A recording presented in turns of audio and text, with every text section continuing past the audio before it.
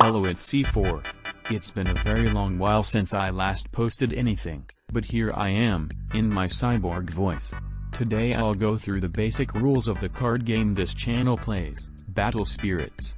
The card game has very little attention outside of Asia, because there aren't many English-speaking players with an active YouTube channel. Nevertheless, it's a card game with a lot of potential, and it deserves to be known around the TCG world. Before we start, this video is based on the official rulebook with more concise explanations for new players. If there are any questions, feel free to comment below. Don't forget to subscribe to this channel with notifications on for video uploads. To play the game, you'd need two main elements, cards, and cores. Cores are tokens you will use to pay for the cost of the cards. They also represent your life, which is made out of 5 cores, and you use cores to level up your creatures. Each player also gets a soul core during the game. Most of the time you'll use it just like a normal core, but do remember some effects may require the use of it. For new players who don't have cores, starter decks will provide 30 cores plus a soul core, which most of the time should be enough for an entire game. Now for the cards, you'd need to have a deck with the rules as follows. Fairly straightforward rules in general, while the list of banned or restricted cards can be read on the official website, or with the link in the description down below. Each card has common information that you can check on. The number on the top left represents the cost, aka the number of cores you need to pay in order to summon, deploy or use the card. The chain of icons next to the cost represents the reduction symbols, which decrease the cost of the card you are required to pay. Details of reduction symbols will be covered later in this video. And here we have the card's type, name, and family. Then we have BP and levels. The numbers here represent the minimum number of cores you need to put on the card in order to maintain its respective levels. If the number of cores on the card goes below the level 1 core requirement, the card gets depleted, or in other words, dies. The text in this box are the effects of the card. Think of it as the card's ability. Timings, level requirements of each effect are all written on the card in a fairly concise way that new players should be able to understand. This gem at the bottom right corner is what we call a symbol. A symbol has two main functions in this game, 1. Interacting with reduction symbols, and 2. Indicating the number of lives it can damage when the card attacks the opponent. Cards with one symbol can take out 1 life from the opponent, 2 symbols can take out 2, etc. In Battle Spirits, we have 5 different categories of cards: Spirits, Ultimates, Braves, Nexus, Magic. First we have Spirits. Creature cards which you'll summon to the battlefield, and attack or block with. They are usually the focus of your deck, that's why it's called Battle Spirits. Next we have Ultimates. Ultimates are the reason your deck might not focus on Spirits. Ultimate cards have golden frames over their colors, and by functions they work exactly the same as Spirits. Now you may ask, then, what's the difference? The difference is the fact one is a spirit, and one is an ultimate. Like humans and aliens, effects that target spirits won't affect ultimates, vice versa. Other than that, ultimates have a summon condition in exchange for larger stats, and have their own symbol that doesn't represent any color. After Spirits and Ultimates, we have Braves, some sort of equipment card that you can brave it with Spirits, Ultimates, or Grandwalker Nexuses, which we will cover later. By brave, we mean fuse, or equip. It'll be a term you'll see a lot in this game. By braving, the Brave's cost, BP, color, effects and symbols will be added to the card it has fused to. On the other hand, Braves can stand alone by themselves in spirit form and can attack or block just like a normal spirit. Braves come with 2 subtypes, namely Imagine Braves and Saga Braves, each with their special rulings. Now we come to Nexuses, a card that's deployed to the field to simply provide support, especially for cost reductions. Nexuses can't attack or block. And unlike the first three categories which need at least a core to stay on the battlefield, most Nexuses don't require any cores on it, meaning they will remain until it gets destroyed or depleted. Like Braves, Nexuses also come with their own subtypes: Grandwalker Nexuses and Grandstone Nexuses. Grandwalker Nexuses here usually form decks that are easy for new players to learn with, but we won't get into the details in this video. The last category we have are magic cards. Their effects will immediately activate when you play them, and after the effects resolve, the card is sent directly to the trash. A one-off effect that can turn the tables.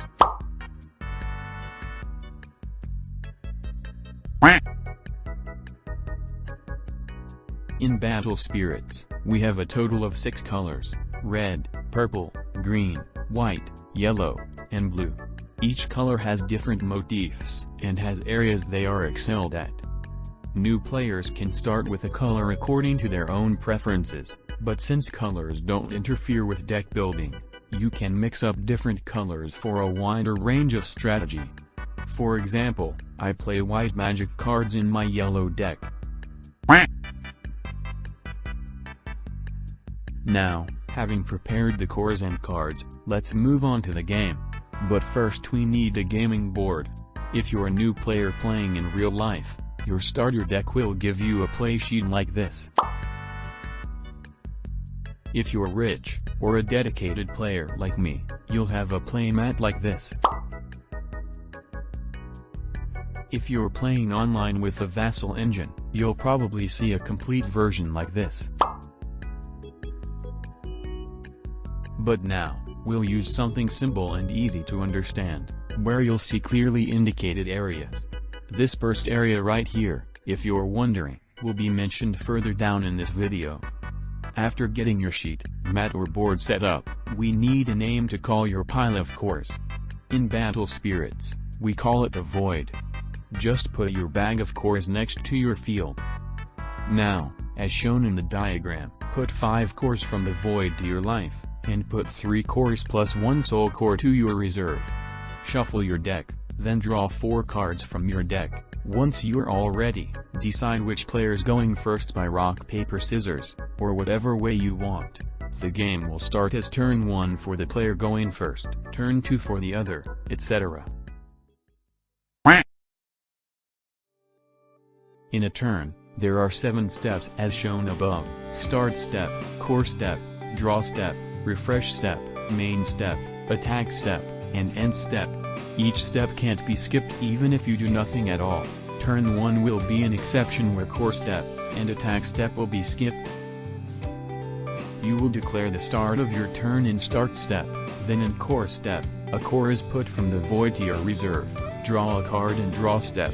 Into the refresh step, all cards that are exhausted are refreshed, and all cores in your trash are returned to your reserve, meaning you can reuse the cores used from your last turn. With the first 4 steps being fairly simple, we come to the main step. There are a lot of things you can do here, so bear with me, this section will get very long.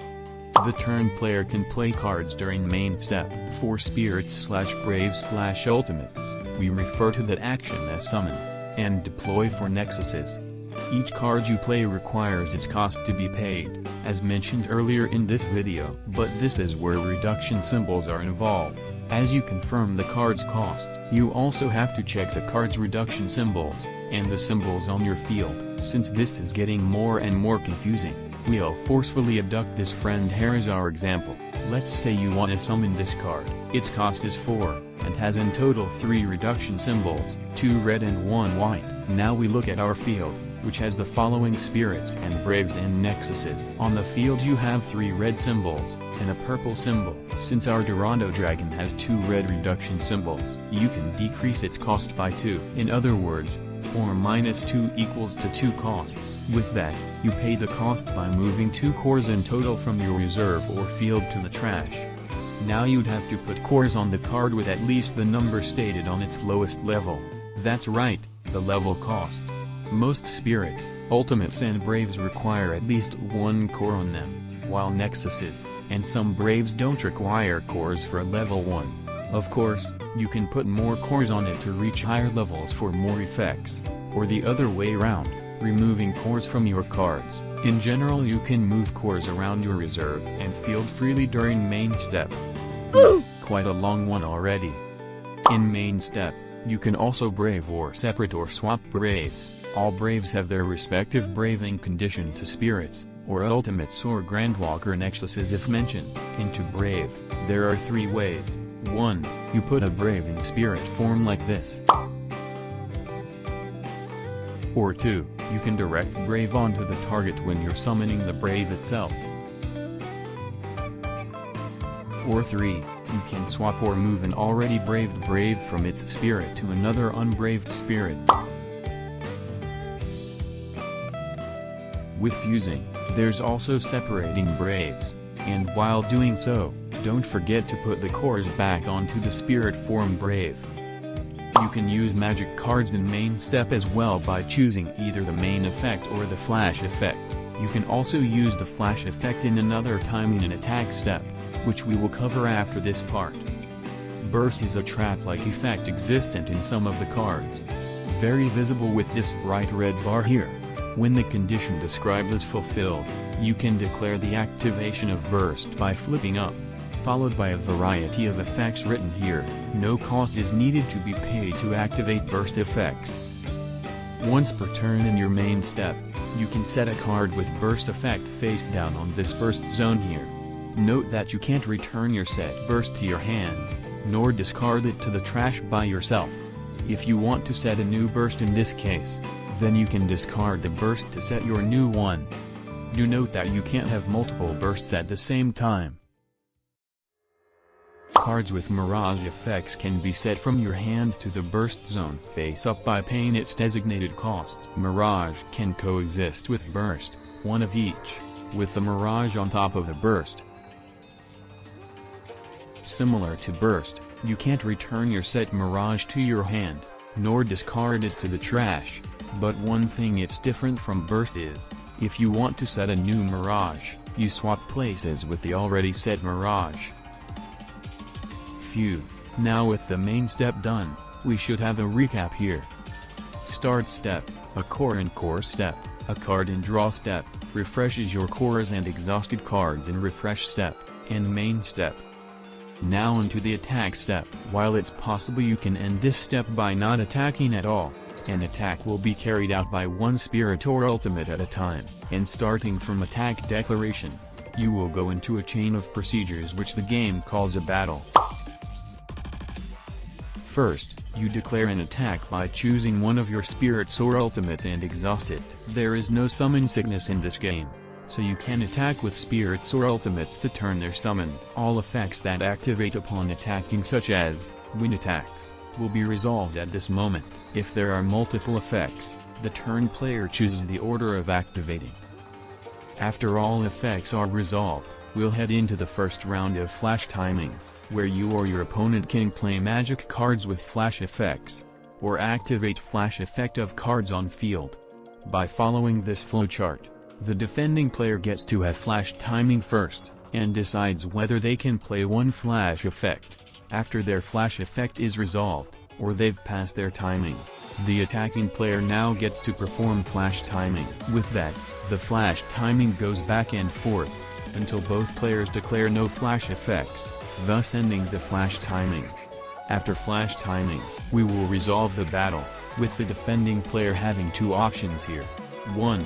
They can take in the attack with their life, according to the number of symbols of the attacking spirit or ultimate, 1 core for each symbol from your life to the reserve. 2.